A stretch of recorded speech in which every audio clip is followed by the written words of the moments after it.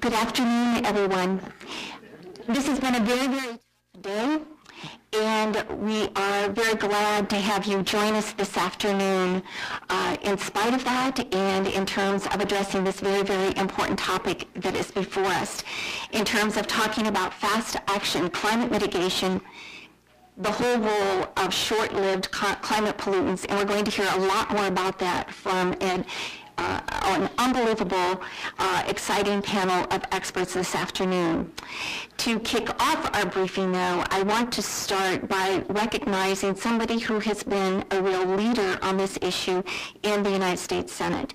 Senator Chris Murphy of Connecticut. We are so delighted that he is able to be here with us, at least for a short while this afternoon, to kick off this briefing before we turn to Mr. Ockensteiner. Senator Murphy.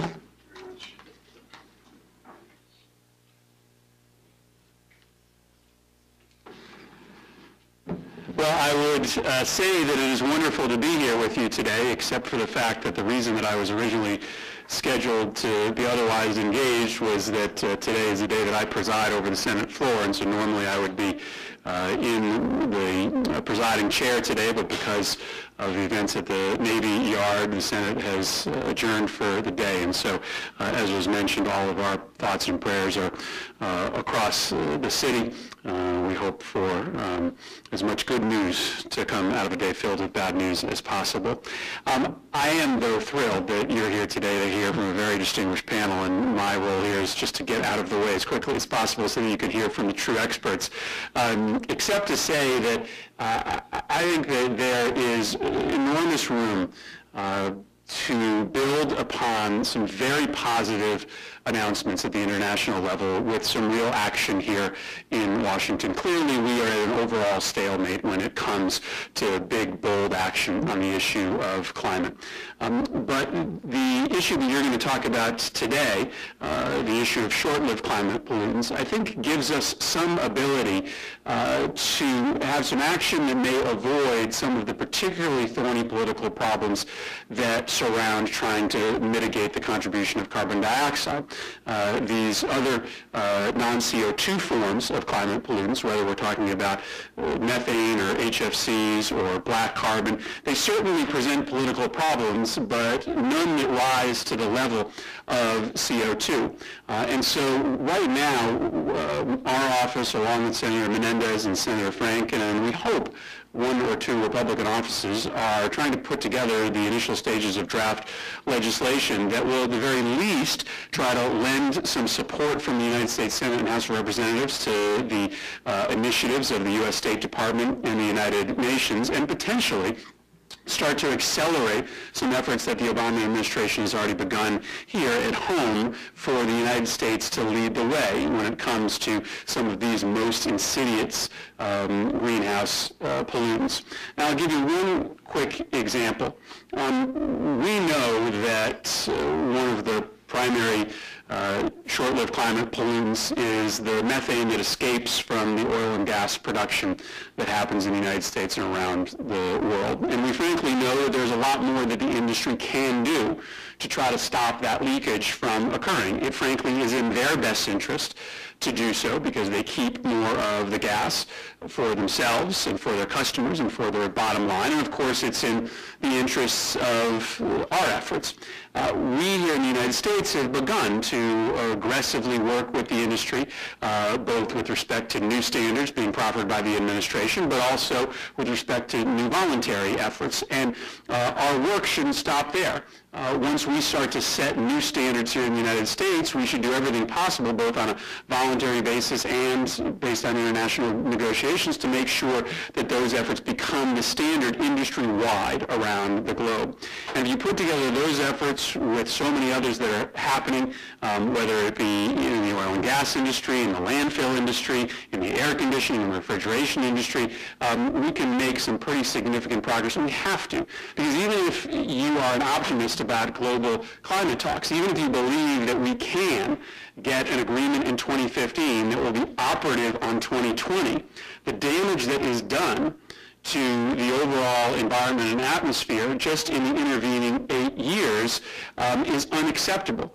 And so some short-term agreements, with the United States taking the lead with the UN on short-lived climate pollutants, can put a real dent in the pace of global warming, up to a 0.5 degree Celsius, some reports are saying, before we even really get to an overall framework that we hope the United States will be part of as well. So we hope to have good news on the legislative front in the coming weeks. As I mentioned, Senator Menendez, Frank, and myself, as well as we hope others joining our effort, will be introducing legislation in the Senate to take on this issue of providing congressional leadership on the issue of short-lived climate pollutants. I'm going to stick around to hear some of the wonderful presentations today, but by the fact that we have a standing room only crowd here on a very busy day in Washington, it tells us that the progress that we have made, the progress we continue to make, is only the beginning. Thank you very much for having me here today.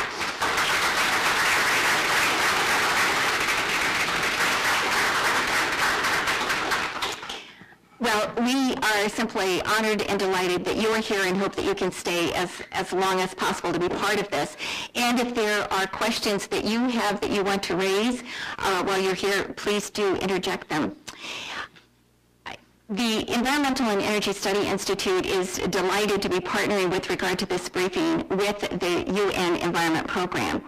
And we are especially honored to have with us today Achim Steiner, who is the United Nations Undersecretary General and the Executive Director of the United Nations Environment Program, which is playing such an important role with regard to the topic before us today. And a couple things that I just wanted to mention briefly with regard to Achim Steiner, who will come to the podium in just a minute. And I also want to say that he is under a very, very busy schedule. We're just delighted that he is able to be here while he is in Washington. But he has to leave right around 3:30, and so we want to make sure that he has time to present to us, to talk to us about this issue, and perhaps take a couple questions. But I think that it is very telling about the kind of gifts that this man brings to the issue when he was nominated by Secretary General Kofi Annan in 2006 to become the Executive Director of UNEP for a 4-year term. He was unanimously elected. He was then re-elected for another 4-year term in 2010. And I have to say, to be unanimously elected to anything, and particularly something in terms of a UN agency, I say our hat should go off to this man. So he is in a very, very important place at a very, very important time in our planet's history. He brings a lot of experience. He knows Washington well. He'd been formerly the Director General of the International Union for the Conservation of Nature. He also served as Secretary General of the World Commission on Dams. He has worked in many different countries. He's worked with government, non-governmental, and international organizations. And he's worked at grassroots level as well as at the highest level of international policy making, all of which really equips him well for this very, very important job that he has now, and in terms of the kind of leadership that we all need in terms of dealing with these terribly important issues for our planet. Mr. Steiner is both a German and a Brazilian national. He was educated both in the United States at Harvard, also in the UK, as well as in Germany. So he truly is a citizen of the world. Achim?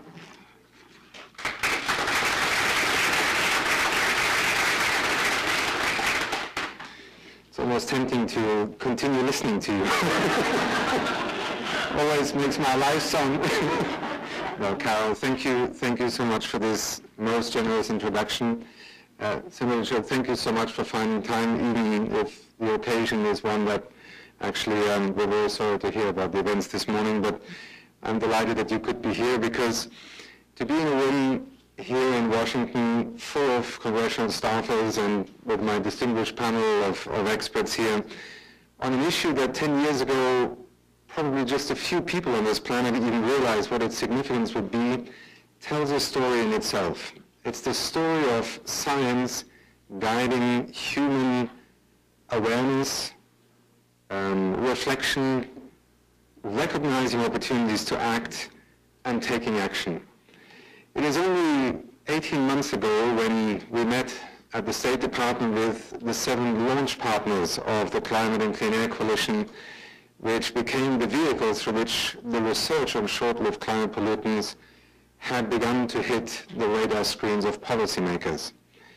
It was under Secretary of State Clinton that a number of countries from North and South had come together to launch this coalition, with a lot of input from scientists. Amongst them, I want to particularly highlight David Zelka, who has played an untiring role in trying to bridge science policy, the Washington arena also, which was so critical, because when the US takes a proactive interest in an issue, the rest of the world pays attention.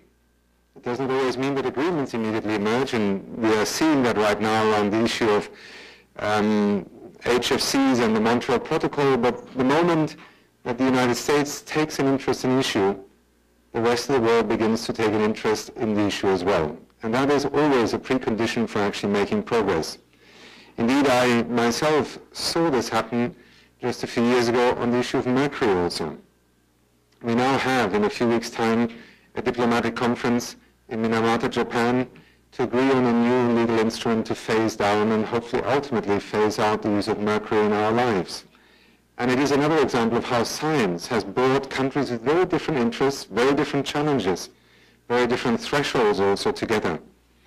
And perhaps it is just fortuitous coincidence, but I'm sure, Carol, it isn't, probably with your planning, that today is also the United Nations General Assembly designated day to commemorate the signing of the Montreal Protocol on substances that deplete the ozone layer. If anything, here is a treaty, here is an example of nations coming together on the basis of science, committed also through a financial envelope and an agreed set of targets to move together in phasing out a series of substances that perhaps for the first time illustrated to us that we really do depend on one another in keeping this planet functionally alive and also stable.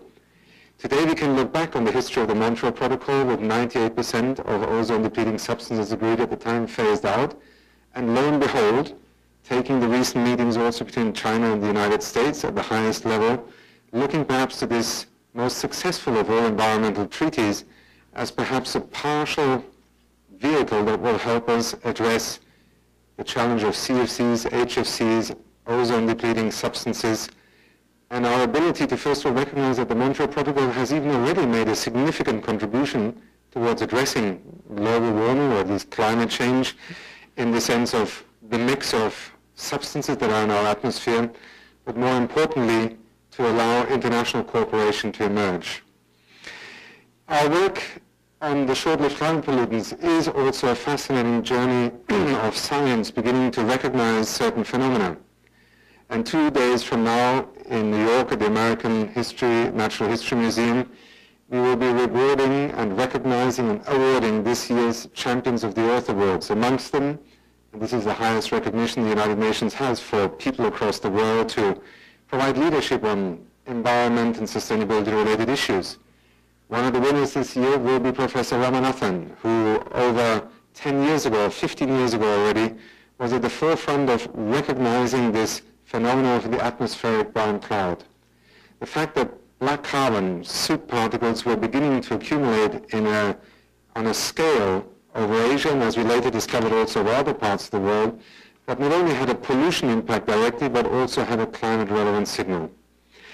It is out of this work, and then the work of many others also, such as Drew Schindel, who led the methane assessment that UNEP put out a few years ago, and our work on tropospheric ozone related to that, and the recognition of the rapidly growing potential use of HFCs, which could, if not avoided, account for up to 20% of CO2 equivalent emissions in just a few decades. If we could not address these short-lived climate pollutants, which by their very nature are different from carbon dioxide, which remains the biggest challenge, and we should never allow these two to be traded off against one another. But the big difference is that on short-lived climate pollutants, two fascinating things allow the world to come together.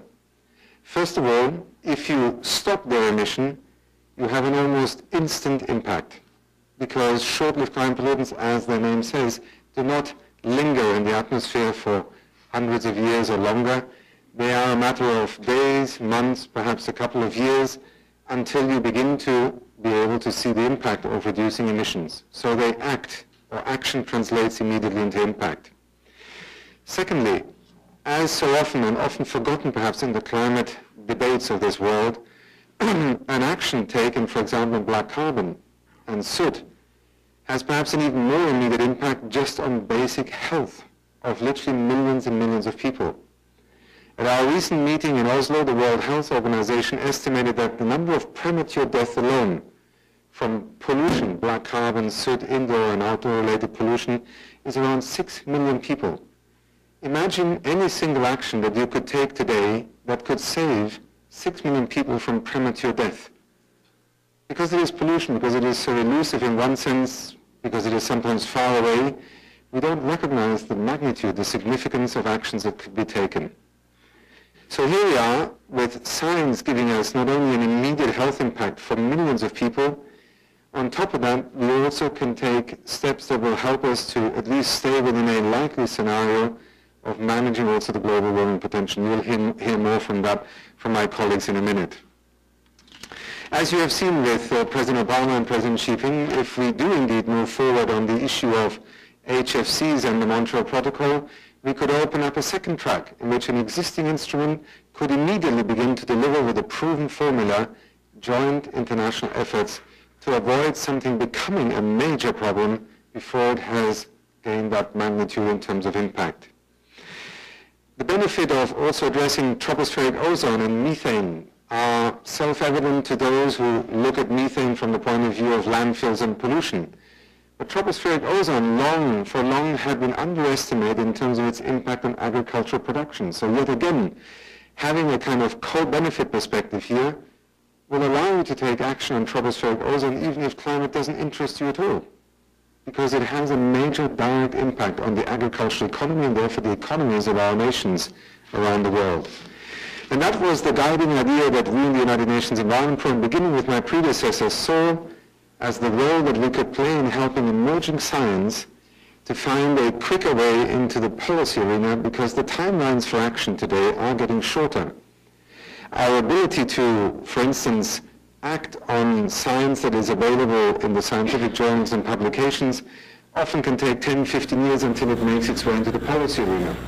One of the roles that we can play in the United Nations and the United Nations Environment Programme has, in a sense, taken that role time and again, beginning with such things as the ozone layer, the ozone-depleting substances, mercury, lead, and sulfur, and fuels, is to, in a sense, enable countries to come together and act. And this was the driving idea behind the Climate Clean Air Coalition, which began, as I said, just 18 months ago at a launch here in Washington, D.C. at the State Department, and has today over 72 members.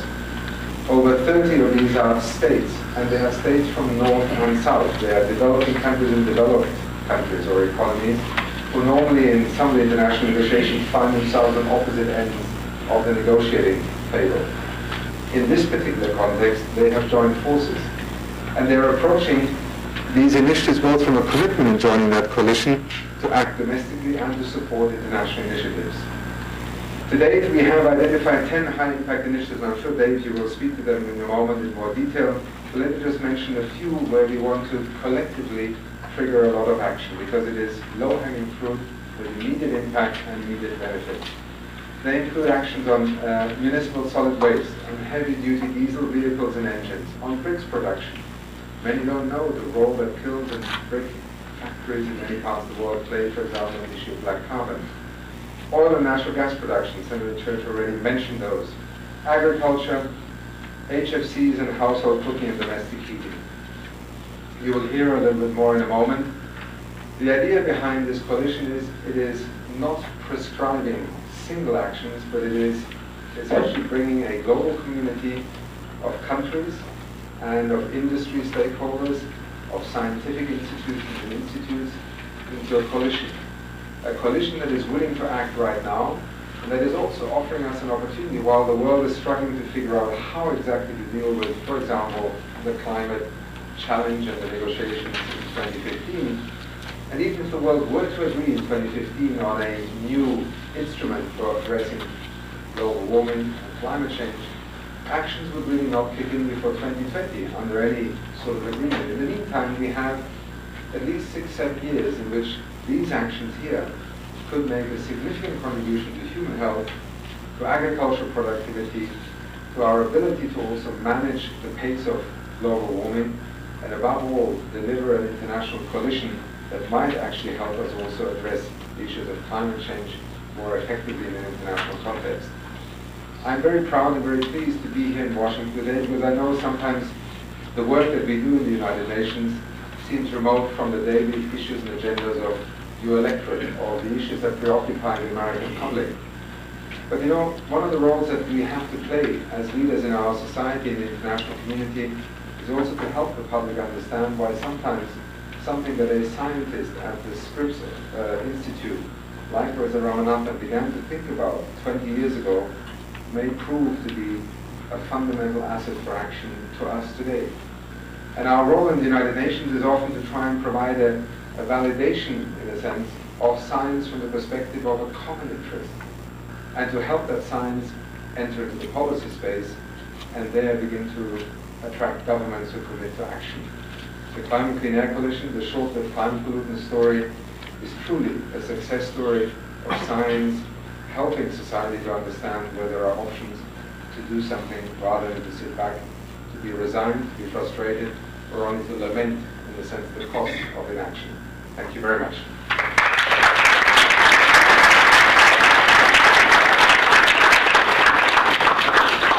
Thank you. And are there a couple questions for Mr. Steiner? Okay, if you could identify yourself, please. Go ahead.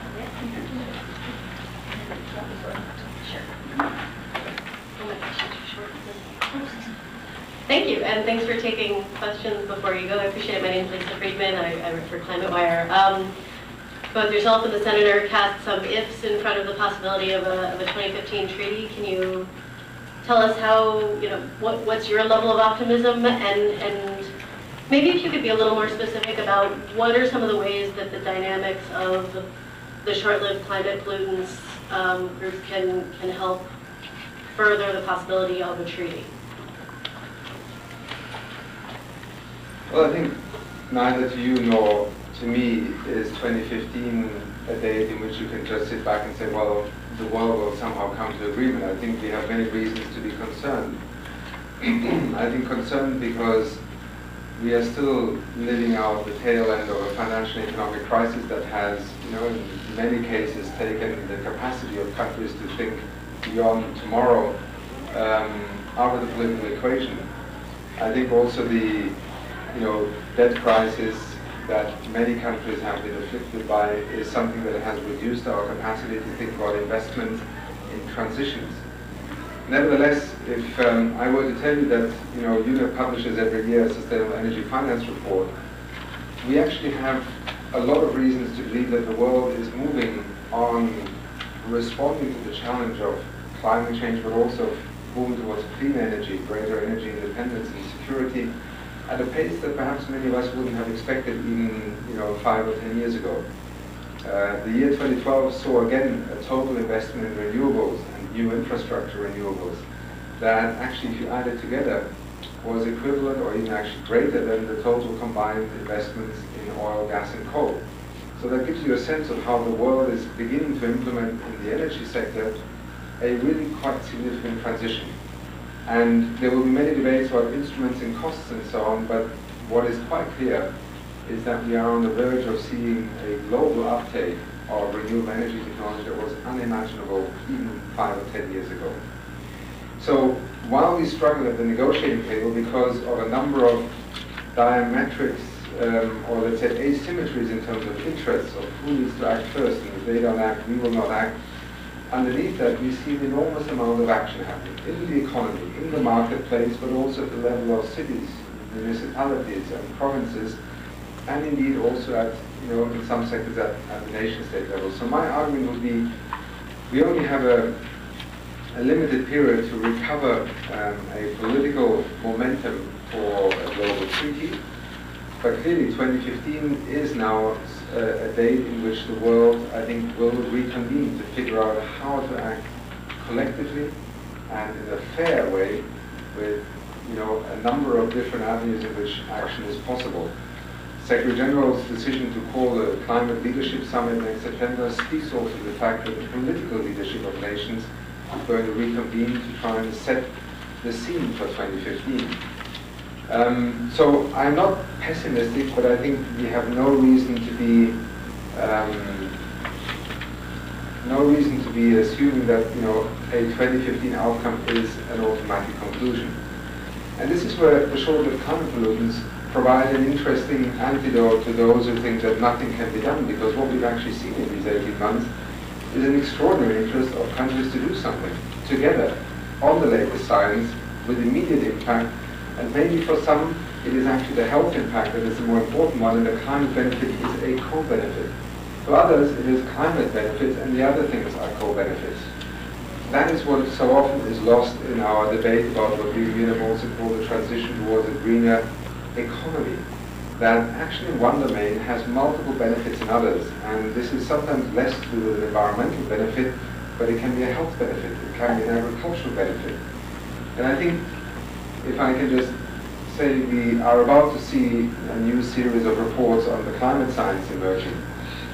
Climate science will continue to be not an imperfect science, but an imperfect knowledge base, because until we can comprehend the entire complexity of how our planet works, atmosphere, biosphere, chemical reactions, we still have a long way to go. The question is, do we have a sufficient base upon which we can assume that if the climate risks are manageable, if transitions are possible, multiple benefits kick in immediately, then why would we not act now? And in particular also the attraction, as I say, of the short-lived climate pollutants is that here you can literally see a decision to act today with a result tomorrow, which I think will build the confidence also of many actors that this is not an issue on which we are more divided than having a shared interest in the world. And that is why I believe also Secretary of State Clinton at the time and the Obama administration and many others, in fact, also from a bipartisan perspective, have looked at short-lived climate pollutants as this is science-based action with clear economic and social benefits. And if you can demonstrate the value of acting together on this front, then I think we will build confidence in one another in the international system. Thank you. Do you have something, other questions? Okay, go ahead.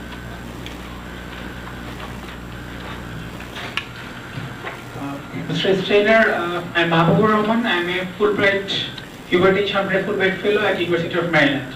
And I'm from Bangladesh, the developing country, and we are one of the most vulnerable countries to climate change.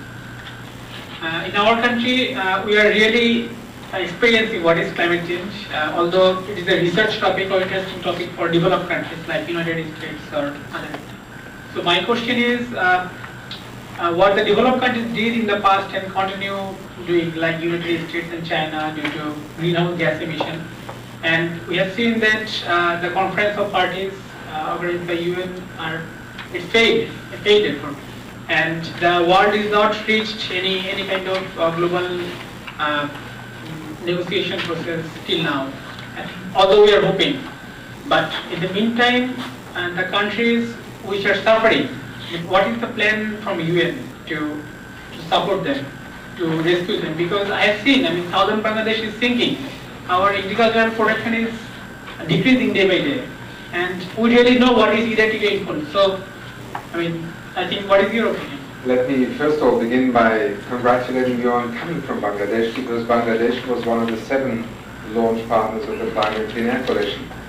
Bangladesh is one of the first countries to have a national climate change strategy and a national climate act in place, and Bangladesh government and citizens and scientists and also NGOs have been at the forefront of, in a sense, integrating, thinking about the consequences of climate change, about the future development of the country. But as you point out, the challenges are enormous. The support from the international world has been slow in being forthcoming. And some of the decisions that Bangladesh will have to take, for example, in terms of adaptation to climate change, are beyond the imagination of most macroeconomic planners in the world, because the threat, particularly to a country like Bangladesh, has often been described of sea level rise, extreme weather events, and other such consequences. Now, what are we doing as an international community to walk alongside a country like Bangladesh that has actually taken the initiative? And I also want to emphasize in this room here that, you know, there is so much more happening out there, also in developing nations and economies, on addressing the issue of global warming, climate change, mitigation, adaptation, that is often recognized in the capitals of the developed world. Whether it is Brazil's significant reduction in deforestation, whether it is the decision by Indonesia to suspend new logging concessions and to try and put a reducing emissions from deforestation degradation system in place, Mexico's Climate Act, Brazil's initiatives also in energy efficiency sectors, the massive investment in China and India in renewables. And these are all actions that sometimes in the climate negotiation dynamics are actually lost in the international perception. And if you work for the United Nations Environment Programme today, you have a reason to be very worried, because the pace of everything doesn't add up with the need for a response.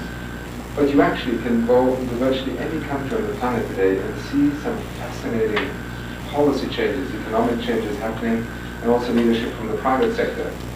Our role in UNEP, particularly as part of the UN family, is to help, for example, on the technology front. UNEP now hosts the Climate Technology Center Network, which is meant to be a kind of shortcut for countries to access the latest technology in terms of a low-carbon economy, energy efficiency, be it in terms of rural electricity access systems, or be it in terms of solar water heaters for urban centers, which can save 30 to 40% of the electricity bill and consumption.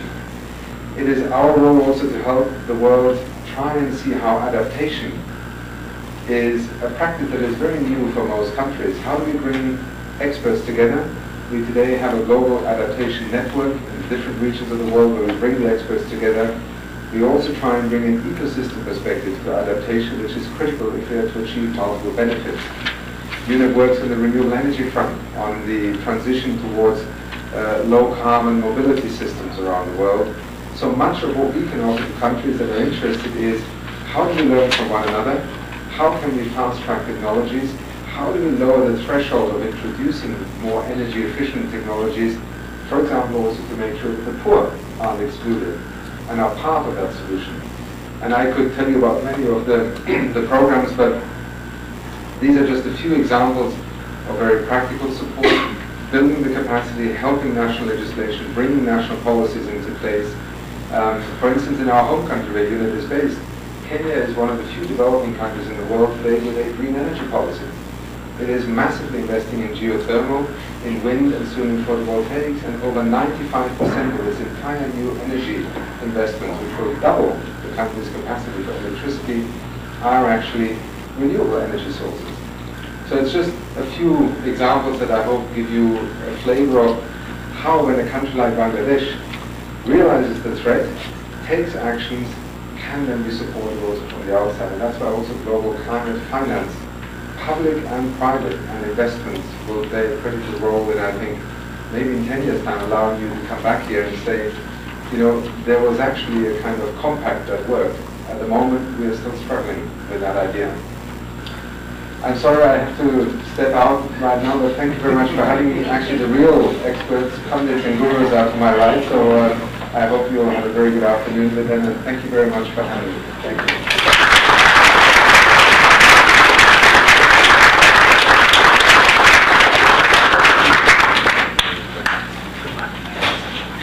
And he even overstayed his time a little bit, so we are very, very appreciative to have been joined by UNEP's director, Agnes Steiner.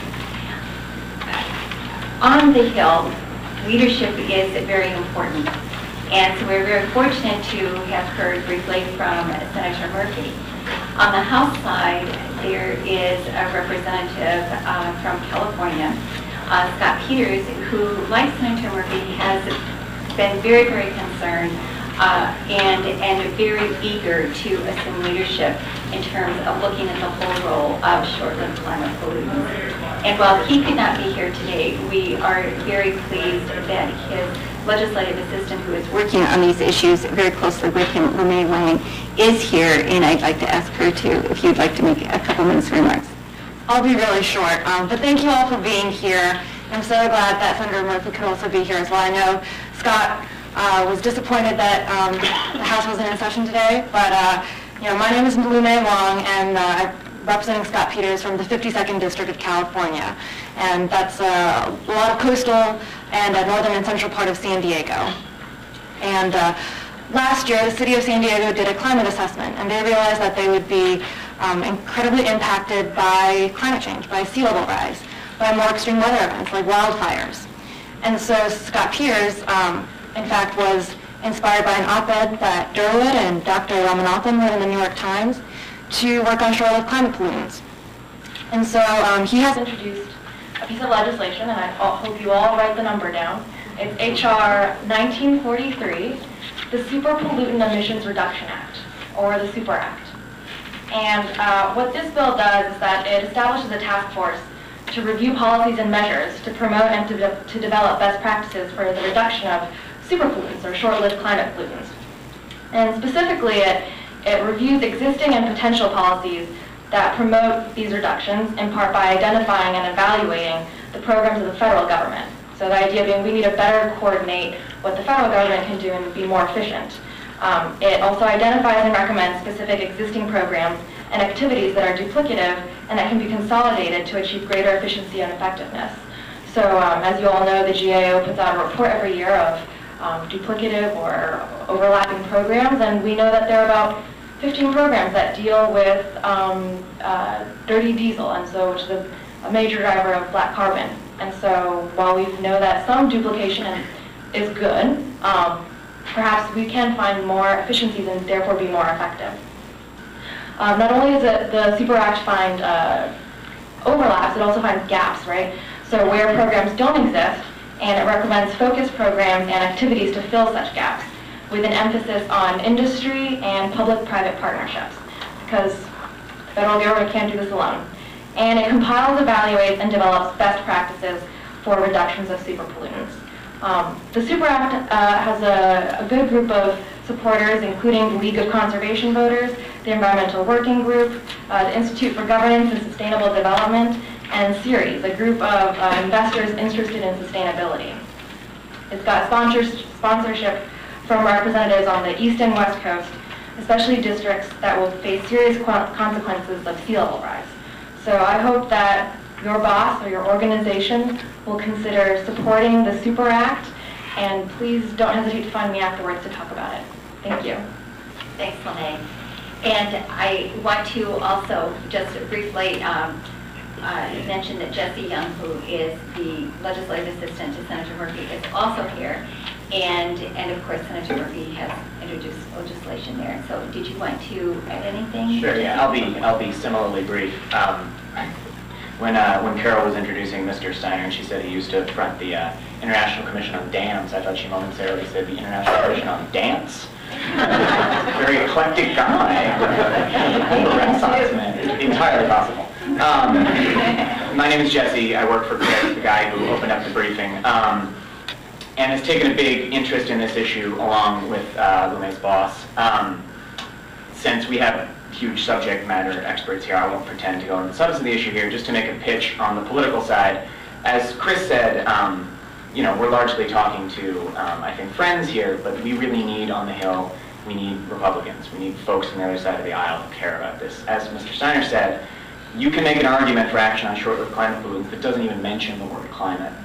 We, here in the United States, are in a position of authority to share a lot of sort of groundbreaking technology we've done, whether it's on methane wellhead containment, green completions, HFC alternatives that are produced by some leading American corporations. We're in a position to export our knowledge around the world and achieve really exponential benefits in agricultural production and public health You have some folks like Susan Collins, Senator Susan Collins, who's about to reintroduce her Clean Cook Stoves bill over here, primarily making the argument as a question of public health, not even getting into black carbon's effect on the Tibetan Plateau, snow melt and things like that. So as you talk to offices and as you talk to other organizations, I hope you'll help make the pitch, because we could have every Democrat in the Senate and every Democrat in the House of Representatives co-sponsoring great legislation on this front, and we will get nowhere.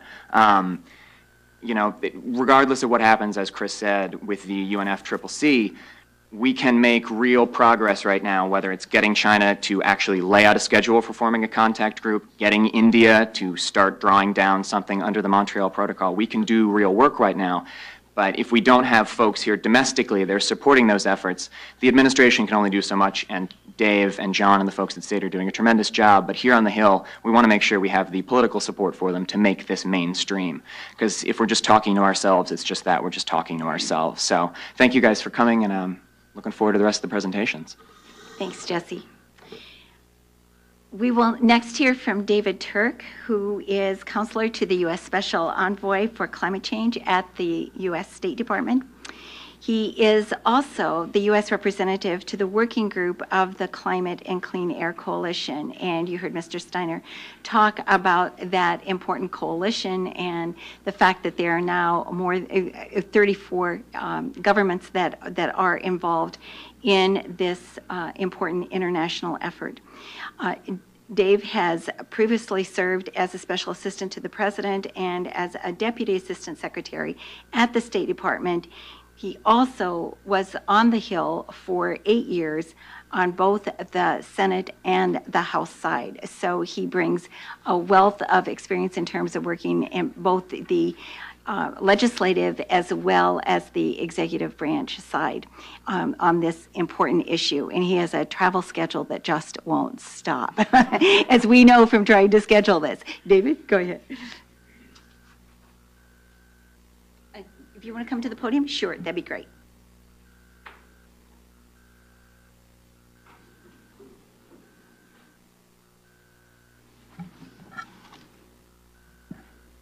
No, thank you, Carol. Thanks for having me here today. It's a privilege to be with such a distinguished panel. It's a privilege to speak after Occam Steiner. There's a good and bad about that. The bad is that he's so eloquent, anybody else sounds really like they're butchering the English language. The good part is he laid everything out very eloquently, and so I'm going to keep my remarks short so we have plenty of time for Q&A. Jesse and Lumé, it's terrific to be here with you. Your bosses have shown such great leadership, and you two personally have been such champions on this issue. It's terrific to work with both of you and your bosses as well. So I think I'll keep it short, and I'll focus on two main questions. The first one is why focus on short-lived climate pollutants? And then I'll give, secondly, an update of some of the things we're doing internationally from the State Department side, but on behalf of the U.S. government to advance the cause on short-lived climate pollutants, primarily through the Climate and Clean Air Coalition, but there's some other related efforts as well. I'll just give a brief update and then be happy to answer any and all questions. So I think Occam and Lumé and Jesse and Senator Murphy laid out a pretty compelling case for why to work on short-lived climate pollutants. And in fact, the better question would probably be why not work on short-lived climate pollutants. I think the arguments for doing so and being aggressive in this action, to me, come down into two buckets, if you will. One is it's a very pragmatic area to make progress in. Secretary Clinton was always fond of saying, launching this coalition, that you've got real-world technologies already existing out there to deal with some of the issues, whether it's methane, black carbon, HFCs, and you have real-world actors out there. And so all you need to do is take an analysis of different sectors, figure out where we're at, what are the obstacles, and how to overcome that. And what you find when you do that analysis, and UNEP has done some terrific analysis, others have done some terrific analysis, is there's relatively modest obstacles to overcome. Some are a little more challenging than others. Some are finance-related, some are political will. But it's a doable proposition. You actually can make real-world progress in some of these areas. And I think that's something that's very attractive to those of us who want to spend their lives actually advancing causes, making progress. That's why most of you are probably working on the Hill, recalling my days on the Hill way back when we did not have a Capitol Visitor Center, and we ended up meeting in really not as august environment. But that's sort of the pragmatic focus, and I think that's an attraction that a lot of people share on that. The other part is it's meaningful. You can actually make a meaningful difference working on short-lived climate pollutants. And Akam and some of the other speakers have referenced the fact that it's not just climate, but there's health benefits and agricultural benefits. So if you look at all of those, the climate benefits, the statistics that's probably used the most often is if you do aggressive action, the kind outlined in a groundbreaking UNEP report, you can achieve up to a 0.5 degrees Celsius reduction in global temperature by 2050. And those of you who follow the climate change discussions, 0.5 degrees is a pretty big deal and a significant part of what we're trying to do overall. This is, of course, to reference CO2 is the main ball game. I think everybody should be very clear about that. It's something I know when we speak about the short-lived climate pollutant piece, we always make clear on you're not going to solve the climate challenge that we share by just focusing on short-lived climate pollutants. You need to very much focus on CO2, and the bulk of my efforts, the bulk of our efforts are focused on CO2.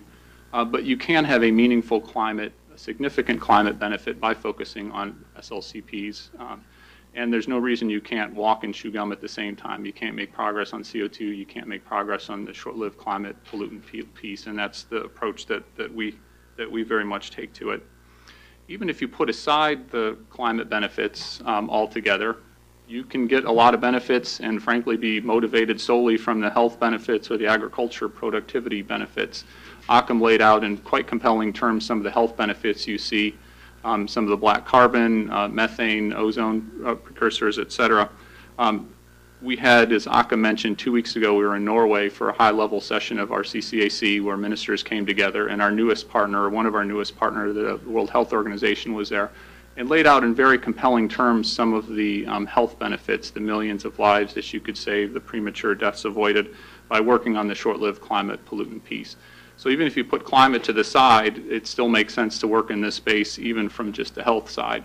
You also get other multiple benefits. And I prefer the term multiple benefits as opposed to co-benefits because they're all benefits in and of themselves that all stack out there. You get some significant agricultural productivity benefits. And frankly, that's one of the reasons I think that a lot of countries have come to the coalition is you can get benefits that are localized, a lot of times the health and agricultural benefits, and some of the climate benefits in some sense are global or more regional in nature. And it's really one of those ideally win-win situations that you can have. So again, the question less is why focus on SLCPs, and the question is why wouldn't you focus on SLCPs, and that's the attitude that we certainly take. So assuming you buy that, then what do you do about it, and how do you actually make some real-world progress in this area? So we have spent a lot of time at the U.S. State Department working with our other interagency colleagues on this Climate and Clean Air Coalition. And I should emphasize that this is very much a partnership. It was started as a partnership. We had, as Akam mentioned, 7 partners at the founding 18, 19 months ago. Countries, both developing, and non-state partners as well. At that point, UNEP was the first non-state partner. Fast forward now, 18, 19 months, we're up to over 70 partners. And that includes developing countries, a lot of the key players out there, not all, and we want to bring on more key players out there in the world to get as much meaningful benefits as we possibly can from this coalition. But we also have other very important, powerful institutions out there as part of this partnership. We've got the World Bank, who is an incredibly constructive, active partner in this coalition. We've got UNEP, of course, the WHO, other partners who bring some real meaningful expertise, political clout, et cetera, a number of non-governmental organizations, NGOs as well. We also have instituted a science advisory panel with some of the most eminent scientists, preeminent scientists in the world so that our coalition is guided by the best science. The science is ongoing in these areas, especially if you look at something like black carbon, in which there's a new study that seems to come out every day or every week focused on not only the climate benefits, the health benefits, et cetera, and it's very important as a coalition to be guided by the science, to have that as a solid foundation. So we've now got a science advisory panel that's up and running and guiding our efforts. We've got some significant amounts of funding going into the coalition. At our meeting a couple weeks ago, Norway, who was hosting the meeting, put forward another $20 million US into the coalition. That brings us up into the range of $60 million plus, and it seems to be snowballing, which is actually quite useful if you think about some of the challenges faced in this area. And the funding that we do through the coalition is less a project-by-project focused basis. It's more the catalytic funding. It's sometimes you need a little extra funding to make the plan actually work. So how do we actually do the bulk of our work in the CCAC, in the Climate and Clean Air Coalition? It's guided around initiatives. And so what we've done, as Aka mentioned, is basically take a look at the major sectors, do a sophisticated analysis of what would actually get some real world action, get some obstacles overcome, and make progress in some of these sectors. So we have an initiative, for instance, focused on heavy duty diesel vehicles, because the transportation sector is about 1/5 of global black carbon. Heavy duty diesel vehicles are the super emitters in this space. So can we work with local jurisdictions, countries, the private sector to actually reduce the emissions coming from these vehicles? It's a complicated issue. It takes some work. You have to reduce the sulfur content in the fuels in order to be able to get the particle filters on the trucks. But there are ways to do it. There are countries who have gone through this transition. There are lessons to be learned that could be leveraged and utilized for other countries. So we're both targeting specific countries, specific cities in which this transition can be moved along at a quicker speed, but also working on some global architecture to try to make this more possible, more realistic, happening as quickly as possible. We have an initiative focused on the oil and gas sector, methane and black carbon emissions. On methane, it's the second largest sector next to agriculture. In terms of methane emissions, largely some big companies who have the means to be able to control their methane emissions. So the challenge there is, how do you work with the private sector? How do you get a value proposition that works from them economically, getting some reputational benefits, other kinds of things that will motivate some of these big countries to, or big companies to make the emission reductions that are possible. Solid waste, again, third largest sector in terms of methane, lots of potential in terms of open agricultural burning on black carbon side. We're working with cities primarily there. They're the main actors who control the landfills and other waste. How can we work with them in a pragmatic way? World Bank's a partner helping with some of the finance pieces. We're leveraging some of the technical expertise in our government and cities like Stockholm to make real world plans within some of these big cities out there, especially from some of the emerging economies. So happy to go into any chapter and verse, and if there's a particular sector that you're mostly interested, chances are we have an initiative. We now have 10 initiatives in this coalition, trying to, again, make as meaningful and big pragmatic progress as we possibly can. The U.S. is also, of course, working on SLCPs beyond the CCAC, beyond the Climate and Clean Air Coalition as well. The President's Climate Action Plan had several references, several real-world action-oriented efforts in the short-lived climate space. One of the ones that I think will be quite meaningful is an interagency task force that is focusing on methane, doing a thorough interagency scrub to see what more we could be doing on methane emission reductions. And I should say one of the big challenges with short-lived climate pollutants in our government, and frankly other governments as well, is a lot of this does cut across a number of different agencies. And now, having worked in the legislative branch and the executive branch, that interagency coordination problem is one of the biggest obstacles, frankly, that needs to be overcome in any of these spaces. So we're trying to work that interagency piece better in our own U.S. government. We've also been very focused on HFCs, as Durwood and Mac will get into in some length, and won't take up time in explaining the scientific backing and the impetus for why to work here. We see this as a very fruitful area to make real-world immediate progress that has huge climate implications, climate benefits. The statistic that's thrown out there is, if you follow current growth rates in HFCs, a small portion now of the overall GHG package or portfolio, if you will, for the world, but it's at a growth rate to become 20% of CO2 emissions by 2050, which, if you think about it, 20% of CO2, that's a big deal. So we're trying to nip that in the bud as much as possible. HFCs are these chemicals. They're sort of super greenhouse gas emitters. Can we work with other key countries to make reductions, to have a practical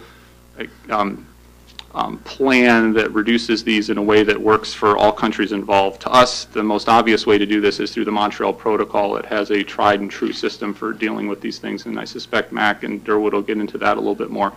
So we've been trying to work with some of the other key countries, and you've likely seen some statements come out, joint statements between our president and president from China. The G20 recently put out a statement, and we're trying to use all angles as we possibly can to make progress in that area as well. So that's it for my presentation, but certainly happy to answer questions at the tail end of this as well. But thanks again for having me here. Great, thanks.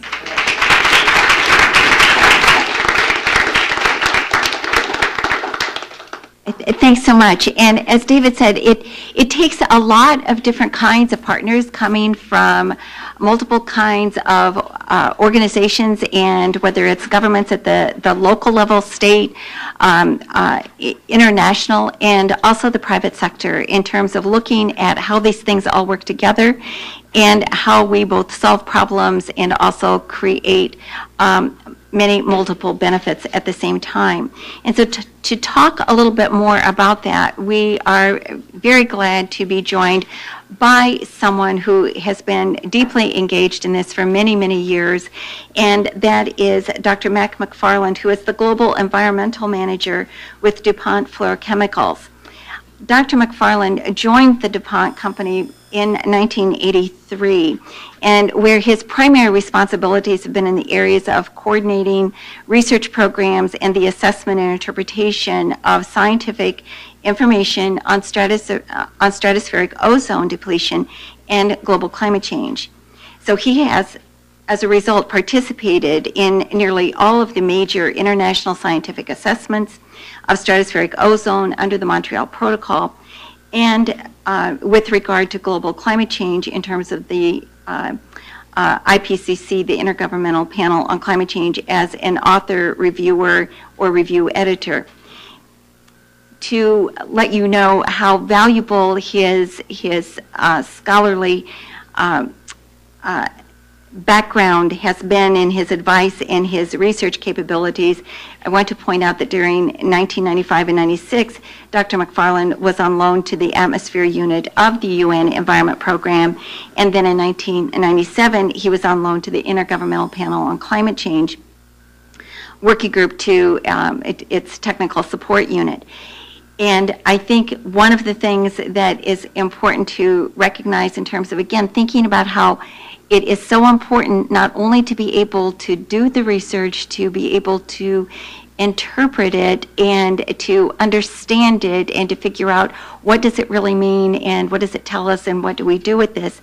But I think that the value is also represented by understanding that Mac was awarded an individual climate protection award by the U.S. Environmental Protection Agency for his contribution in providing understandable, reliable information to decision makers. Now, folks, it doesn't get better than that. Mac? That's right. So our expectations are running very high, Mac, right? Thank you. I hope I don't disappoint. Looks like I'm the only one that has charts. You're seeing my scientific roots come out, so please bear with me as I go through these. I'm going to focus strictly on HFCs. So what are HFCs? They're part of a broader class of compounds known as fluorochemicals that serve in equipment and products that have high societal value, primarily refrigeration and air conditioning, but also things like the propellants for metered dose inhalers, asthma sprays. Their value proposition is primarily safety, but they can't just be safe, they've got to be efficient in how they're used and be compatible with the equipment in which they're used, refrigeration, air conditioning equipment, whatever else. And because of these properties, they serve these functions in a cost-effective way. However, CFCs and HCFCs that are being phased out under the Montreal Protocol are both ozone depleters and global climate warmers. HFCs, the compounds that are now replacing those to some extent, contribute to climate change. Next chart, please. In this chart, you see the transition that has occurred from 1970 to 2015, and this is actually thousands of tons of the chemicals that have been used, or estimates, over the time period. And at the bottom, you see how they've been used. The ozone depletion theory was published in 1974, and at that time, most of the use was as a propellant in personal care products. Over the time, you can see that there has been, if you look at the growth, it would have been off the chart, both from 74 and then from 89, continued growth. But you see that there's been a change in both the magnitudes of use and in how they're used, from refrigerants being about 25% here to projected to be about 75% by the time you get to 2015. CFCs have been phased out globally under the Montreal Protocol. HCFCs, which are lesser ozone depleting compounds, were viewed as transition compounds to allow the rapid phase out of CFCs, and then now we're transitioning to HFCs. Again, when the theory was first published in 74, there were some actions by some countries and voluntary actions, and you see that the growth stopped, but it wasn't until you had the comprehensive international agreement, the Montreal Protocol, that you really solved the problem, where it was comprehensive in terms of being global in nature and addressing all of the compounds. Next chart, please. Now, the Montreal Protocol was designed to protect ozone. Point is, it also had a tremendous climate benefit. If you weight these compounds by their global warming potential, so that you get billions of tons of CO2 equivalent here on the vertical axis, and you look at this growth curve from the time the Montreal Protocol was signed, and you extrapolate it out, and then look where we were in 2010, you got about 5 to 6 times the Kyoto target. In other words, the Kyoto target would have reduced global greenhouse gas emissions by about 2 billion tons CO2 equivalent in 2010. The Montreal Protocol did about 11 billion tons. The issue is the growth going forward. If we don't do anything about HFCs, they could eventually become a significant contributor, wiping out much of the gain that we had with the original Montreal Protocol by eliminating CFCs. And you've heard twice now about HFCs by 2050 could be 20% of CO2. If we're going to reach the target that most countries have acknowledged, 450 parts per million CO2, concentration to a limit global average temperature increased to no more than 2 degrees, that's where you have to be. This is the 20% that people are talking about, where HFCs could be a significant fraction of that. Next chart, please. And I'm going through these fairly fast, but you have them in your packet, I believe. They were distributed outside. So the question is, how valid are those projections or scenarios? Well, from atmospheric measurements of these gases, you can deduce the emissions into the atmosphere. And that's what we see here from data from the NOAA labs here, where these are measurements of 134A, weighted again in millions of tons of CO2 equivalent on the vertical scale, and then the sum of all of the major HFCs here, where the circles are the measurements, the solid lines are the projections from this paper that I just showed in the previous. And you can see that they track very well. The question is what's going to happen here in 2013, and I'll get to in a minute why 2013 is an inflection point here. Another thing you can tell is by looking at the distribution of these gases, which ones were being measured individually, you can deduce that about a third of the total in CO2 equivalents is coming from mobile air conditioning, about a third from commercial refrigeration, supermarkets, and about a third from everything else, all the other uses of HFCs to date. Next chart, please.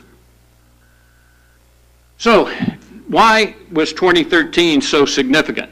Well, it's because this year the developing countries have frozen their use of HCFCs and are beginning their transition to phase out HCFCs.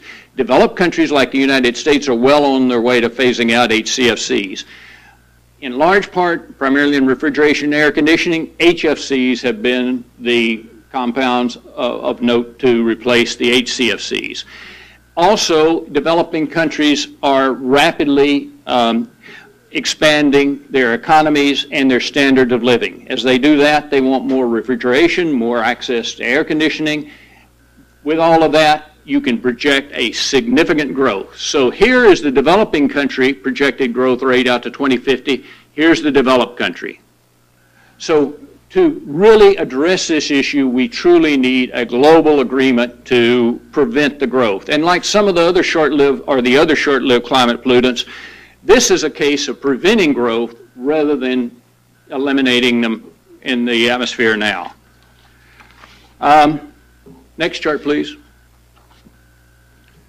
So what would be the impact of implementing something like the North American proposed amendment to the Montreal Protocol?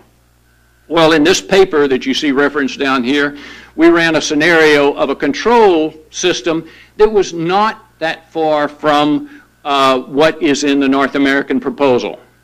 And if you look at the cumulative amount of emissions that you could avoid, or consumption you could avoid between now and 2050, it's about 100 billion tons CO2 equivalent, which is over 15 times the total greenhouse gas emissions from the United States in 2011, the last year in which it was reported.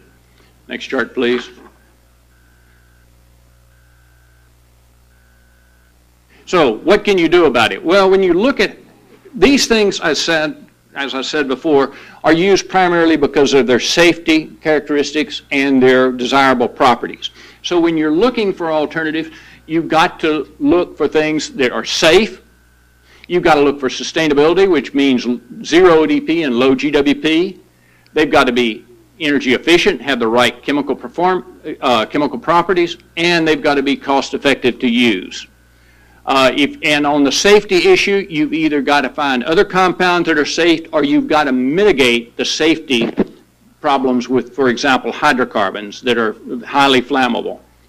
The next chart, then the last thing here is the timing of commercial availability. So the question is, do we have the ability to meet what the U.S., Canada, and Mexico have proposed in the North American proposed amendment? Next chart.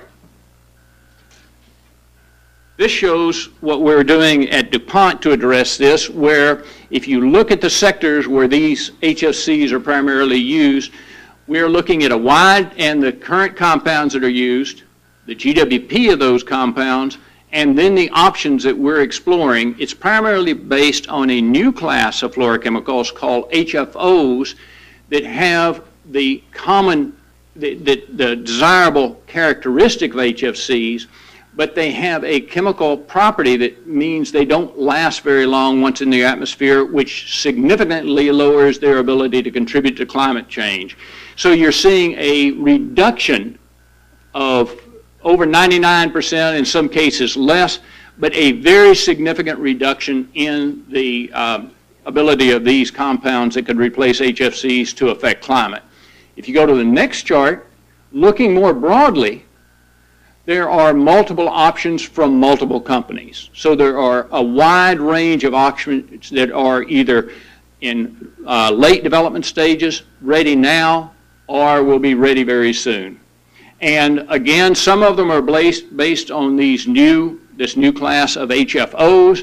Some of them are CO2, hydrocarbons, or blends of these things. And again, you get very significant reduction in terms of their ability to contribute to climate change. Next chart, please. About 2 months ago, 2.5 months ago, EPA issued a report with analysis of could the United States meet the North American proposal. And they looked at the business as usual forecast of the demand for HFCs. Then the North American cap proposal is here shown in blue. So that is what the United States would have to meet. Their analysis indicated that you can meet this green line. So in this analysis, it's met all the way out to 2035. You know, that's over 20 years in the future, and then you almost meet it going beyond. These bars in between show the different sectors and how you would meet it. Well, we have done the analysis only out to 2030, and we agree with the EPA that you can exceed the North American proposal in terms of reduction. So we're at a line that would be at or below the green line that EPA is showing here. And there's lots of time to develop the what would be needed to meet it all the way out to 2050. Next chart. So in conclusion, the scientific case for doing something about this issue is compelling. And the amendment, if adopted as proposed, could have the effect of, between now and 2050, eliminating emissions that would contribute to climate as much as 15 times the current total greenhouse gas emissions from the United States, a very significant impact. There are options out there that would allow the U.S. and other countries to meet this schedule. And finally, DuPont supports the North American Amendment, and why? One, the science is compelling, the options are out there, and importantly, the Montreal Protocol is a 25-year-old working agreement that industry has been working under all this time. We're comfortable with it. We know how to operate under it. It's both all the affected industry. And very, very important, something is being done about this issue. It's being done at the country or regional level. And we're seeing a patchwork of regulations right now. You have a carbon tax in Australia. You've got bans or GWP limits in Europe. You've got Japan developing something else. It is very difficult when you've got products, both in terms of these chemicals and in the equipment that are used that are traded globally. It is very difficult for business planning under such a situation. So we need a form of agreement that provides a basis for consistent national regulations, is flexible with a to allow a seamless transition with a predictable timetable, and that is flexible and market-based. It doesn't require you to ban certain uses or have a GWP limit, but allows industry to choose where it can most cost-effectively meet it. So in conclusion, we've got an agreement out there. It's worked for 25 years.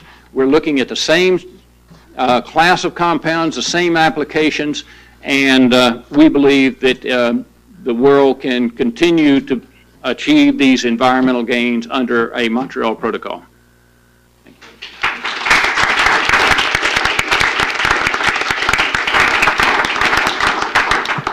Okay, Mac, I think you delivered, right? So for our last speaker, we've asked Durwood Zalke, who is the founder and president of the Institute for Governance and Sustainable Development, which has offices here in Washington, D.C., as well as in Geneva. That's Durwood, because he has really been up to his eyeballs in focusing on how to best reduce short-lived climate pollutants in a whole variety of venues, and to do it in a way to complement the UN Framework Convention on Climate Change, including the Montreal Protocol. And he's also been heavily engaged with the Climate and Clean Air Coalition that was organized and launched 18 months ago. And so as a result of all of this work that Durwood has been doing in terms of being very closely involved with these, both the climate negotiations as well as looking at short-lived climate pollutants, and looking at environmental compliance and enforcement, he's a secretariat for a network of compliance officers that involves over 5,000 enforcement and compliance officials from different countries. So he brings a very special eye to these issues that we're hearing discussed. So we've asked him to be kind of a respondent to what we have heard today. Durwood? Thank you, Carol. And thank you for the role of wrapping up. This is a fantastic group. I mean, you really got the A-team here. And I will try to put some emphasis on what you have heard. There are two key packages of benefits that we have had presented. The first one is near-term mitigation through multiple venues using existing technologies and existing laws and institutions in most cases that can deliver something profound for the world. We can cut the rate of climate change in half by taking out the short-lived climate pollutants. In half. We have a big, serious problem. If we cut it in half, we have half the problem. That's a damn good target for us. We can cut the short-lived climate pollutants and cut warming in the Arctic by 2/3.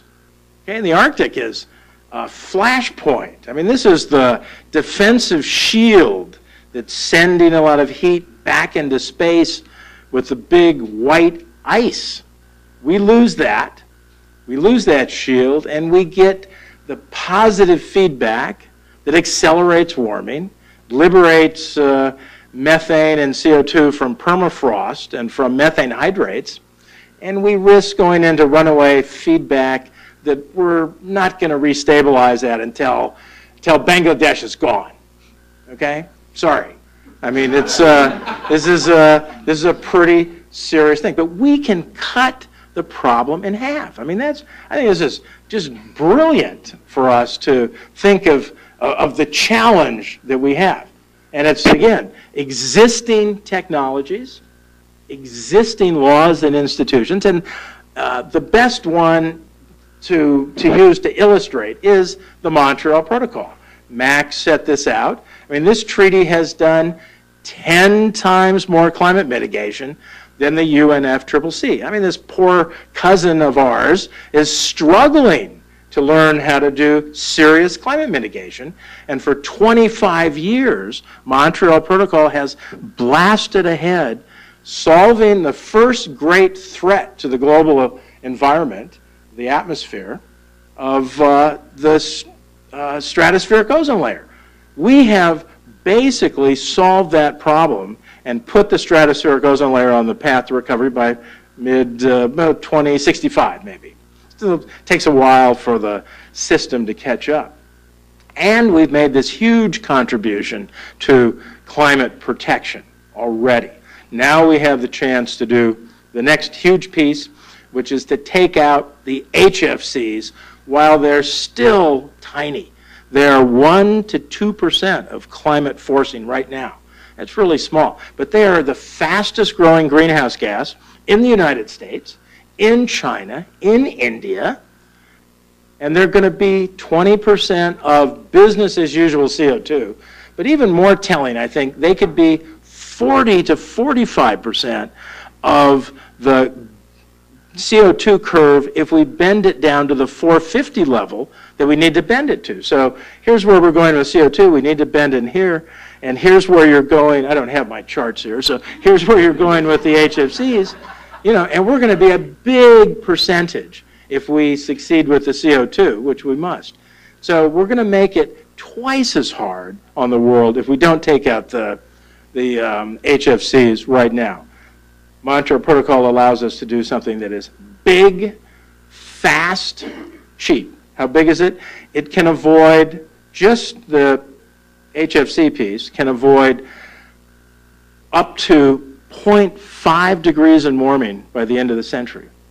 By 2050, it can avoid up to 100 billion tons of CO2 equivalent. So these are really big numbers. You can do it fast because the treaty knows its business, and it can do it very cheaply. Okay, it's probably going to be about 5 cents a ton of CO2 equivalent.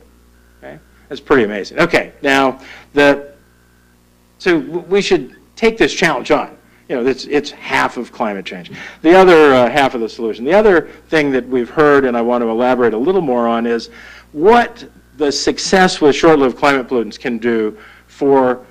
First, I want to acknowledge Ambassador Asterio Takesi from the Federated States of Micronesia.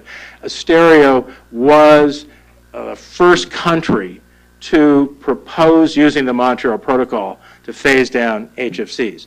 And even before that, in 2006 and 2007, you were the first country to say, let's also accelerate the phase down of HCFCs for climate purposes. So we owe a great debt to the Federated States of Micronesia for helping point the world in this direction. So the other thing that we're getting from the success with short-lived climate pollutants is a change in global climate policy. So over here you have the UNFCCC that is struggling. And it's basically a system that's about reparations, who's the bad guy, who's going to have to pay the most. And it's run by dementors, okay? I mean, people who have very little hope of saving the world. And they're in this bad loop over here. We, on the side of short-lived climate pollutants, are the ones with hope and optimism. I mean, this is really important. And we're pioneering something that is now being recognized and given a new name called ICIs, International Complementary Initiatives or International Cooperative Initiatives, to help the UNFCCC, to complement the UNFCCC. They need to be complemented, and they need some help over there. So this is a broader package of venues, a distributed package, not the monopoly that the UNFCCC has had in the past, but a recognition that we've got a lot of ways we can help solve climate change. Montreal Protocol, ICAO for air emissions, IMO for shipping, the CCAC, great initiative. And the CCAC, one thing I love about it is it's all about optimism. You go to the meetings that I did with Dave in Oslo, everybody there has a great time because they're making progress solving problems. So it will change the broader climate game by bringing in our success and our optimism, and we need to do it very quickly. Success does breed success. Now, one more point, and I'll end, and that is that we need not only to be bringing this to the world, as the State Department and EPA have done so well, and the President. This is on the President's top agenda. When he was negotiating with President Xi in Sunnyland in June, he came away with 2 agreements. North Korea, let's work together on North Korea, and the other is let's work together on climate change, on Montreal Protocol in particular. He goes to the G20 last week, and he's facing Syria. I mean, this is a big issue, and still managed to negotiate a successful agreement on the Montreal Protocol and HFCs. So, and then a separate side agreement with China president as well. So this is really important, keeping this at the leader level. But for the U.S., we have to demonstrate that we're not only telling the world how they should be doing climate, but we need to do it at home. And so the task force that Dave mentioned, the legislation that we heard from Senator Murphy and from Lou May for Congressman Peters, these are really important steps. We must continue to show the world that this is not a bait and switch strategy. This is what we can do, and we will continue to do it at home. We'll continue to succeed, and we will share our good practices with the world so that we'll all ultimately solve climate change. Thank you.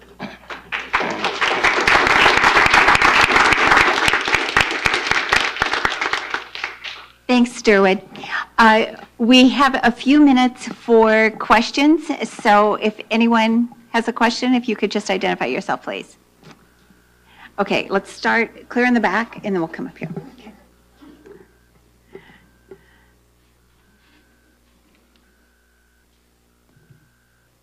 I'm John Fitzgerald.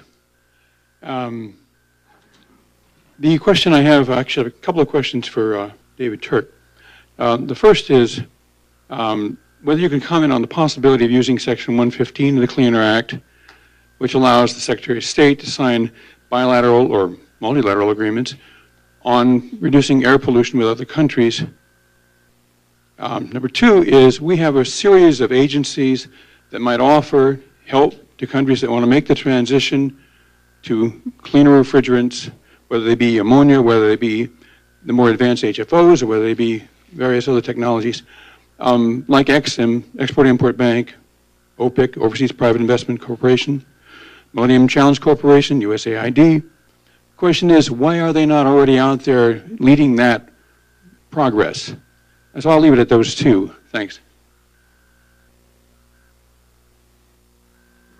No, thanks. As I mentioned at the outset of my presentation, our pragmatic focus applies not only in the short-lived space, but beyond that. And so to answer your second question first, we very much work with the full interagency, and the State Department plays a coordinating role with the interagency, whether it's Department of Energy, EPA, XM, OPIC, et cetera, USAID certainly, to try to leverage that interagency expertise across the range of challenges that we have on climate change on the CO2 front and on the short-lived climate space. So, for instance, we've got some work that we announced as far as our U.S.-China climate change working group, in which we're trying to leverage some of that expertise to help reduce some emissions in China. We're doing a similar exercise with India. We're doing a similar exercise with a lot of the key players on there. So your point in terms of leveraging that expertise in the HFC context in particular is a good one, and we'll certainly look to do even more of what we're already doing on there. First question on Section 115, just don't have anything to say on that at this point. Okay. And I just wanted to mention, too, that if anyone has any questions to UNEP, Hillary French from UNEP is here, and so she is also available for if you have any particular questions. Okay. Go ahead. Thanks for letting me have a second question, and thanks for doing this. This was really helpful. A question on the Clean Air Coalition, Climate and Clean Air Coalition, again for David, and that is about targets. And I'm wondering if there are any, or if there's going to be any. I recognize this is a different animal than the UNFCCC. Nobody, it's voluntary coalition, but how do you measure what you've done, and how do you know if you are successful or not?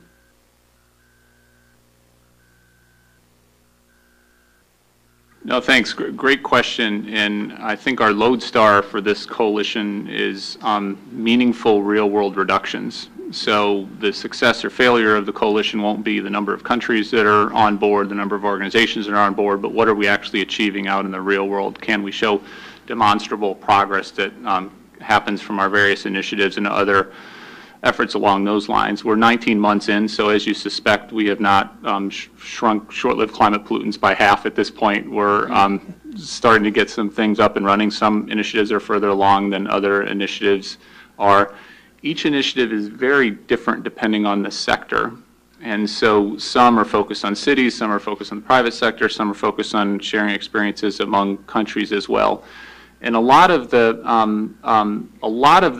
particular sectors and approaches are less project by project by project. When you have a particular project and you have some reduction there, you can actually measure it and you can know we reduced X tons of CO2 equivalent, et cetera. When you're focusing on changing policies at a national level, or getting cities to do something, or getting the private sector to do something, you can understand that that may be a little bit more challenging in terms of directly attributing our actions to specific X, Y, and Z reductions. So I'd say a couple things on your particular question. One, I think we very much have in mind, as I said, we'll be judged on the success or failure of what emissions we actually reduce. And so it's in our own interest as a Climate and Clean Air Coalition, for all the reasons we've talked about the whole day, to show that we've had some meaningful impact. And we're trying to work through right now, again, depending on which initiative and which sector, how do we actually show the benefits? How do we actually, in a fair way, attribute benefits from our actions? And lots of ongoing discussions about that. Your question specifically on targets, goals, et cetera. Again, I think we have had some internal discussions in the coalition. We'll have more discussions. I think targets, goals can be tools to achieve significant emission reductions. They're not in and of themselves the ends. They're a tool to get you the shared goal that everyone shares of seeing actual reduction, real-world emissions out there. In some sectors, it may make sense to do that, and we may be able to do that. In other sectors, that's not the model that's going to get, that's not the theory of change that's going to get you the emission reductions you're going to get for whatever reason. Maybe it's country sensitivities, maybe it's company sensitivities, et cetera. So still a work in progress about what effort or what role the targets and goals will be part of the equation. But again, it's all focused on the lodestar of achieving meaningful, significant real-world reductions. Mm-hmm. Okay, we'll take a question over here, and then I also go ahead, and then I'm going to come back to you. Hi, my name's Josh Silverman. I'm with the DOE.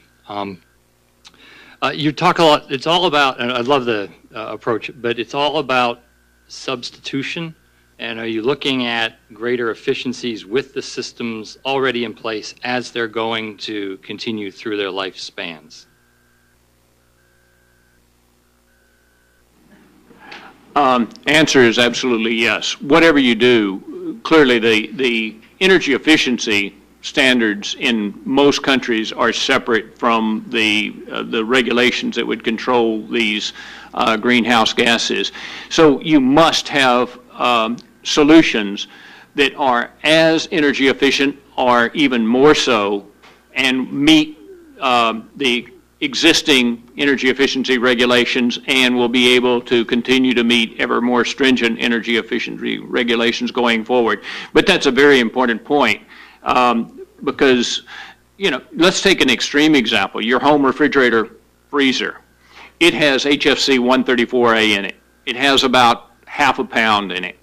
If you look at the lifetime contribution to climate change from that refrigerator freezer, even if the 134A is emitted to the atmosphere, the HFC, over 99% comes from energy usage from our U.S. mix of energy. So your point is a very important one that we must keep energy efficiency in mind. And I had that on a chart, but I just didn't have time to emphasize it. Let me make a further comment about that. In the past phase-outs under the Montreal Protocol, they were phase-outs at that point, we have catalyzed improvements in energy efficiency in the range of 30 to 60%. So we expect that the HFC amendment will have that same effect and will catalyze further improvements. But we do need to pay very close attention to it because it is most of the climate impact. And in developing countries. And in throughout the world. I'm sorry, I actually wasn't particularly clear in my question, and thank you for the answers, and that's wonderful. I'm actually curious more about fugitive emissions from the pressurized gas in the systems themselves, so that as we're operating, say, a commercial size or industrial size chiller, and losing gas from that system, you know, I'm really curious about improvements in minimizing fugitive emissions as part of this process. Also, big supporter, of course, of the improved efficiency as well. Well, that's the equipment manufacturers, and they are working on that. The issue you have is there are, you know, hundreds of thousands of technicians around the world, and how do you control those? And, you know, it is clearly an issue of training of those technicians, and industry is working on it as best you can. And there are regulations against venting in the United States, as you know. But again, ultimately, these things are going to get to the atmosphere. You can minimize the amount, but ultimately they do get there. Okay. I wanted to ask the ambassador if he wanted to say something, since you've played such an important leadership role, and obviously countries like Micronesia are looking at things in a very, very serious way. Thank you very much. Before I do ask the question and the comments, I do want to thank EESI for convening this very important meeting. I was very excited about Durwood's comments about half and two-thirds. For us in Micronesia, it's existential. Much of our land is already disappearing. And if we continue to do business as usual, we will be history by maybe 2050. That cannot be. The talks today gives me a lot of hope and encouragement. I would like to ask the folks from CCAC that we need to do a better job in selling by demonstration to the small countries. To those of you that have CNN and other media, you know, information is easy enough. But for us in the Pacific, where there is very little media coverage, CCAC is unknown. Otherwise, we would have been lining up, you know, at the door to sign up. But there is lack of information. demonstration that this is serious. It seems to some of us that this is just another ploy to sort of divert attention from bad, performance at the UNF CCC, which they would say hasn't gone very far. But this is positive, and we would like to ask you to please support our amendments at the Montreal Protocol amendment, and that is to phase down HFCs, because that will save my island. Thank you very much. Thank you.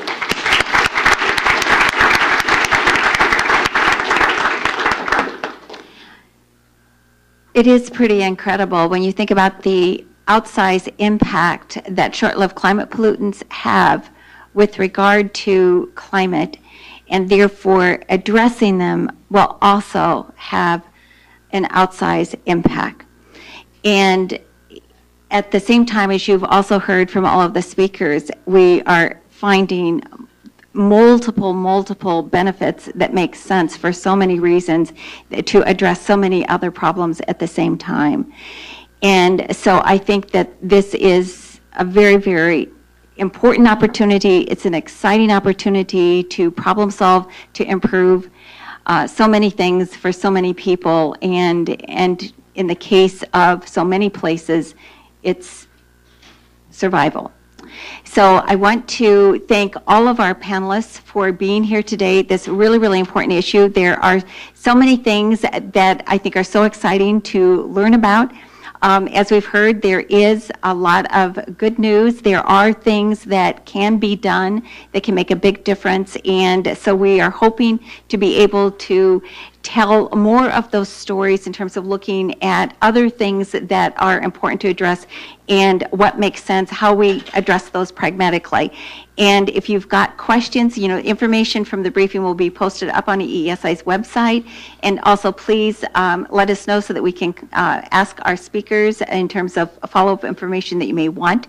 And if you want, I think that they probably would be happy to take additional questions. But we want to thank everyone for being here today, and I really want to thank our wonderful panel.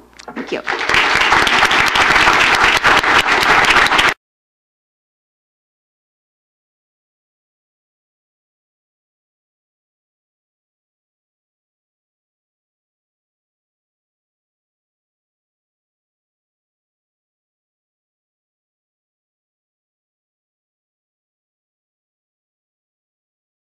Program, which is playing such an important role with regard to the topic before us today. And a couple things that I just wanted to mention briefly with regard to Achim Steiner, who will come to the podium in just a minute. And I also want to say that he is under a very busy schedule. We're just delighted that he is able to be here while he is in Washington. But he has to leave right around 3:30, and so we want to make sure that he has time to present to us, to talk to us about this issue, and perhaps take a couple questions. But I think that it is very telling about the kind of gifts that this man brings to the issue when he was nominated by Secretary General Kofi Annan in 2006 to become the executive director of UNEP for a 4-year term. He was unanimously elected. He was then re-elected for another 4-year term in 2010. And I have to say, to be unanimously elected to anything, and particularly something in terms of a UN agency, I say our hat should go off to this man. So he is in a very important place at a very important time in our planet's history. He brings a lot of experience. He knows Washington well. He'd been formerly the Director General of the International Union for the Conservation of Nature. He also served as Secretary General of the World Commission on Dams. He has worked in many different countries. He's worked with government, non-governmental, and international organizations. And he's worked at grassroots level as well as at the highest level of international policy making. all of which really equips him well for this very, very important job that he has now, and in terms of the kind of leadership that we all need in terms of dealing with these terribly important issues for our planet. Mr. Steiner is both a German and a Brazilian national. He was educated both in the United States at Harvard, also in the UK, as well as in Germany. So he truly is a citizen of the world. Akim?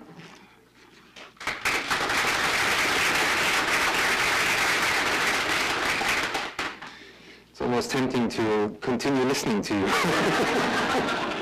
Always makes my life sound... No, Carol, thank you so much for this most generous introduction. Senator, thank you so much for finding time, even if the occasion is one that actually we're very sorry to hear about the events this morning, but I'm delighted that you could be here, because to be in a room here in Washington full of congressional staffers and with my distinguished panel of experts here on an issue that 10 years ago probably just a few people on this planet even realized what its significance would be, tells a story in itself. It's the story of science guiding human awareness, reflection, recognizing opportunities to act, and taking action. Start to accelerate some efforts that the Obama administration has already begun here at home for the United States to lead the way when it comes to some of these most insidious greenhouse pollutants. Now, I'll give you one quick example. We know that one of the primary short-lived climate pollutants is the methane that escapes from the oil and gas production that happens in the United States and around the world. And we frankly know that there's a lot more that the industry can do to try to stop that leakage from occurring. It frankly is in their best interest to do so, because they keep more of the gas for themselves and for their customers and for their bottom line. And of course, it's in the interests of our efforts. We here in the United States have begun to aggressively work with the industry, both with respect to new standards being proffered by the administration, but also with respect to new voluntary efforts. And our work shouldn't stop there. Once we start to set new standards here in the United States, we should do everything possible, both on a voluntary basis and based on international negotiations, to make sure that those efforts become the standard industry-wide around the globe.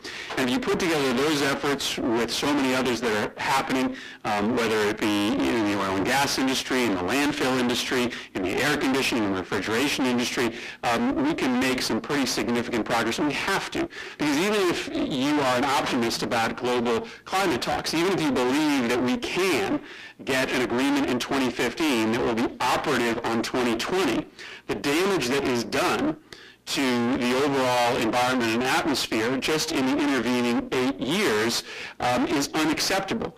And so some short-term agreements, with the United States taking the lead with the UN on short-lived climate pollutants, can put a real dent in the pace of global warming, up to a 0.5 degree Celsius, some reports are saying, before we even really get to an overall framework that we hope the United States will be part of as well. So we hope to have good news on the legislative front in the coming weeks. As I mentioned, Senator Menendez, Frank, and myself, as well as we hope others joining our effort, will be introducing legislation in the Senate to take on this issue of providing congressional leadership on the issue of short-lived climate pollutants. I'm going to stick around to hear some of the wonderful presentations today, but by the fact that we have a standing room only crowd here on a very busy day in Washington, it tells us that the progress that we have made, the progress we continue to make, is only the beginning. Thank you very much for having me here today.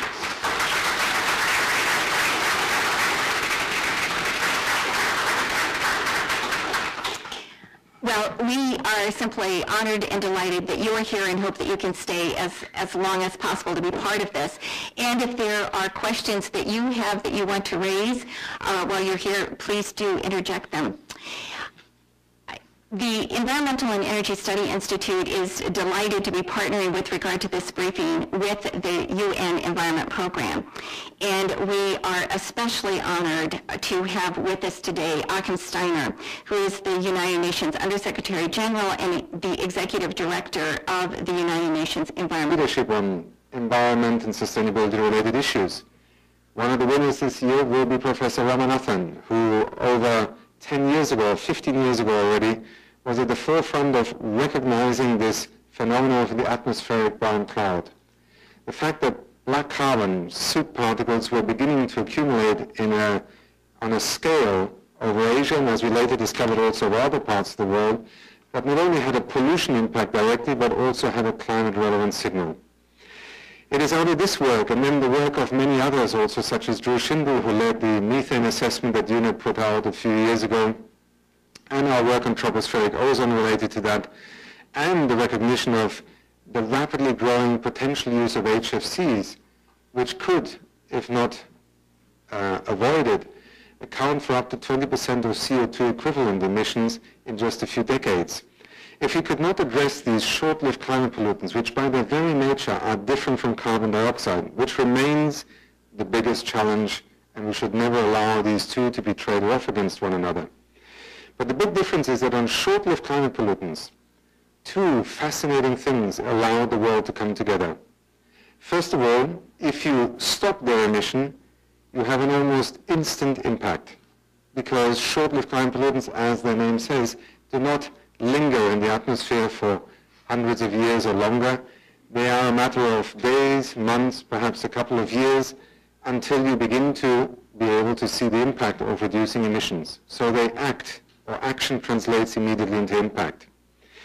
Secondly, as so often, and often forgotten perhaps in the climate debates of this world, an action taken, for example, in black carbon and soot, has perhaps an even more immediate impact just on basic health of literally millions and millions of people. At our recent meeting in Oslo, the World Health Organization estimated that the number of premature deaths alone from pollution, black carbon, soot, indoor and outdoor related pollution, is around 6 million people. Imagine any single action that you could take today that could save 6 million people from premature death. Because it is pollution, because it is so elusive in one sense, because it is sometimes far away, we don't recognize the magnitude, the significance of actions that could be taken. So here we are with science giving us not only an immediate health impact for millions of people, on top of that, we also can take steps that will help us to at least stay within a likely scenario of managing also the global warming potential. You'll hear more from that from my colleagues in a minute.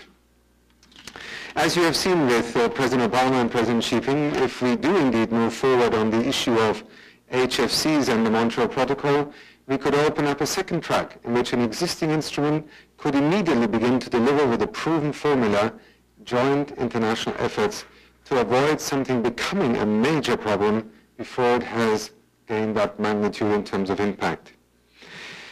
The benefit of also addressing tropospheric ozone and methane are self-evident to those who look at methane from the point of view of landfills and pollution. But tropospheric ozone for long had been underestimated in terms of its impact on agricultural production. So yet again,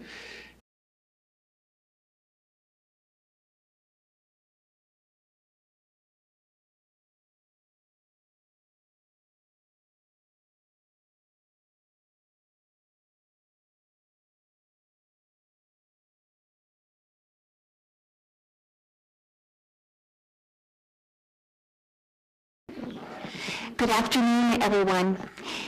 This has been a very, very tough day, and we are very glad to have you join us this afternoon in spite of that and in terms of addressing this very, very important topic that is before us, in terms of talking about fast action, climate mitigation, the whole role of short-lived climate pollutants, and we're going to hear a lot more about that from an unbelievable, exciting panel of experts this afternoon. To kick off our briefing, though, I want to start by recognizing somebody who has been a real leader on this issue in the United States Senate. Senator Chris Murphy of Connecticut. We are so delighted that he is able to that he's able to be here with us, at least for a short while this afternoon, to kick off this briefing before we turn to Mr. Achensteiner. Senator Murphy?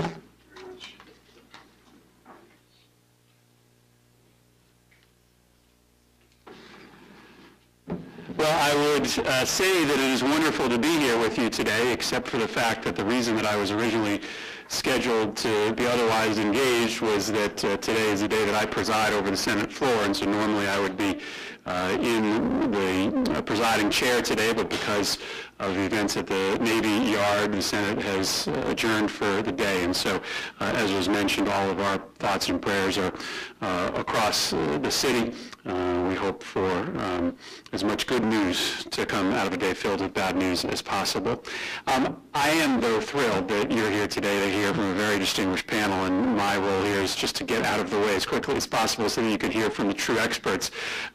Except to say that I think that there is enormous room to build upon some very positive announcements at the international level with some real action here in Washington. Clearly, we are at an overall stalemate when it comes to big, bold action on the issue of climate.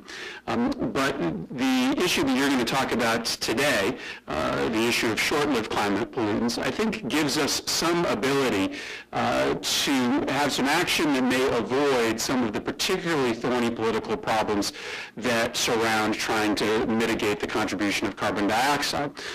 These other non-CO2 forms of climate pollutants, whether we're talking about methane or HFCs or black carbon, they certainly present political problems, but none that rise to the level of CO2. And so right now, our office, along with Senator Menendez and Senator Franken, and we hope one or two Republican offices, are trying to put together the initial stages of draft legislation that will, at the very least, try to lend some support from the United States Senate and House of Representatives to the initiatives of the U.S. State Department and the United Nations, and potentially. It is only 18 months ago when we met at the State Department with the 7 launch partners of the Climate and Clean Air Coalition, which became the vehicle through which the research on short-lived climate pollutants had begun to hit the radar screens of policymakers. It was under Secretary of State Clinton that a number of countries from North and South had come together to launch this coalition, with a lot of input from scientists. Amongst them, I want to particularly highlight David Zelka, who has played an untiring role in trying to bridge science policy, the Washington arena also, which was so critical, because when the U.S. takes a proactive interest in an issue, the rest of the world pays attention. It doesn't always mean that agreements immediately emerge, and we are seeing that right now around the issue of HFCs and the Montreal Protocol, but the moment that the United States takes an interest in an issue, the rest of the world begins to take an interest in the issue as well. And that is always a precondition for actually making progress. Indeed, I myself saw this happen just a few years ago on the issue of mercury also. We now have, in a few weeks' time, a diplomatic conference in Minamata, Japan, to agree on a new legal instrument to phase down and hopefully ultimately phase out the use of mercury in our lives. And it is another example of how science has brought countries with very different interests, very different challenges, very different thresholds also together. And perhaps it is just fortuitous coincidence, but I'm sure, Carol, it isn't, probably with your planning, that today is also the United Nations General Assembly designated day to commemorate the signing of the Montreal Protocol on substances that deplete the ozone layer. If anything, here is a treaty, here is an example of nations coming together on the basis of science, committed also through a financial envelope and an agreed set of targets to move together in phasing out a substance or a series of substances that perhaps for the first time illustrated to us that we really do depend on one another in keeping this planet functionally alive and also stable.